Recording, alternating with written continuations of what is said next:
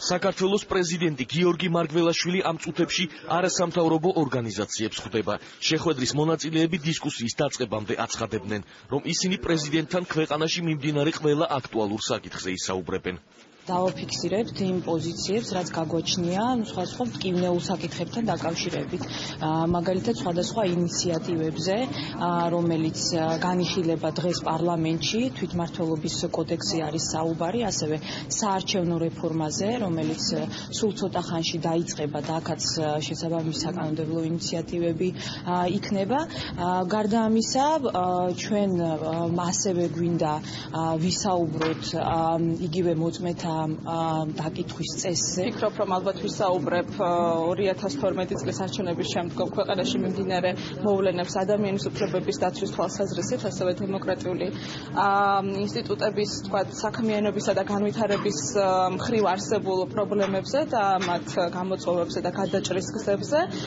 შესაბამისად, მე სწორედ ამ თემებს შევეხები, ეს ალბათ იქნება სასამართლოს დამოუკიდებლობა, მედიის დამოუკიდებლობა, ადგილობრივი თვითმმართველობები, არჩევნები, ეთნიკური უმცირესობები, რელიგიური უმცირესობები და ასე შემდეგ. მიუხედავად იმისა, რომ კონსტიტუციის ახალი რედაქციის ამოქმედების შემდეგ საქართველოს პრეზიდენტის უფლებამოსილება ბევრად შემცირდა, ვიდრე ეს აქამდე იყო, მაგის მიუხედავად პრეზიდენტი არის სახელმწიფოს მეთაური, მას აქვს უმნიშვნელოვანესი ფუნქციები, ის ახდენს გავლენას, მონაწილეობს სასამართლო ხელისუფლების დაკომპლექტებაში, გავლენას ახდენს საკანონმდებლო პროცესზე, იმიტომ რომ მას აქვს ვეტოს უფლება, რაც კონსტიტუციონალიზმისთვის ძალიან მნიშვნელოვანი ბერკეტია სხვადასხვა ხელისუფლების დაბალანსების და ჩვენ რიგ შემთხვევაში შეიძლება გქონდეს კიდევაც მოლოდინი, რომ პრეზიდენტი იმ კანონპროექტს, რომელიც სამოქალაქო საზოგადოებისთვის არ არის მისაღები, დაუშვათ იგი აი ამის თქმა შემიძლია მოწმეთა დაკითხვის წესთან დაკავშირებულ კანონპროექტზე ჩვენ გქონდა მოლოდინი, რომ პრეზიდენტი მას ვეტოს დაადებდა. ვაპირებთ, რომ ვისაუბროთ